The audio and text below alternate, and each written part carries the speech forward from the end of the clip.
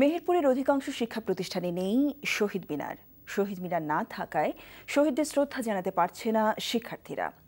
অনেক প্রতিষ্ঠানে শুধু জাতীয় পতাকা তুলেই দায়িত্ব পালন করা হয়। মেহেরপুর প্রতিনিধি রেজানুল বাশার তাপসের পাঠানো রিপোর্ট। কাল মহান ২১শে ফেব্রুয়ারি ও আন্তর্জাতিক মাতৃভাষা দিবস। বিশ্বের মধ্যে বাঙালি জাতিকেই ভাষার জন্য প্রাণ দিতে হয়েছিল।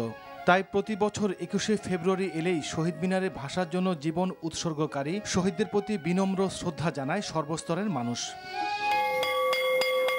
ভাষা শহীদদের প্রতি শ্রদ্ধা জানাতে দেশের প্রতিটি সরকারি এবং বেসরকারি শিক্ষা প্রতিষ্ঠানে শহীদ মিনার নির্মাণের নির্দেশ দেওয়া হয়। কিন্তু ভিন্ন চিত্র মেহেরপুরে।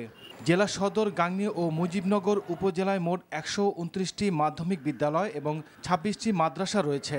এগুলির মধ্যে মাত্র ৩৮টি বিদ্যালয় আর ৭টি মাদ্রাসায় শহীদ মিনার রয়েছে। বাকি শিক্ষা প্রতিষ্ঠানে নেই শহীদ মিনার। তাই শ্রদ্ধা জানাতে পারে না শিক্ষার্থীরা।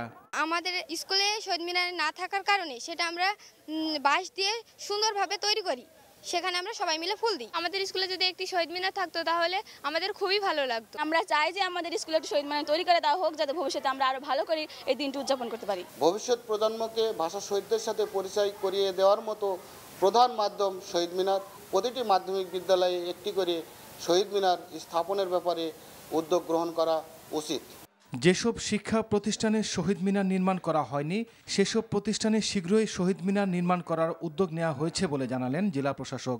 সকল শিক্ষা প্রতিষ্ঠানকে উদ্বুদ্ধ করে অচিরেই এই জেলার অধিকাংশ শিক্ষা প্রতিষ্ঠানে শহীদ মিনার স্থাপন করার কার্যকরী পদক্ষেপ নেব।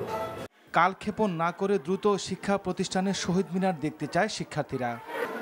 NTV news desk.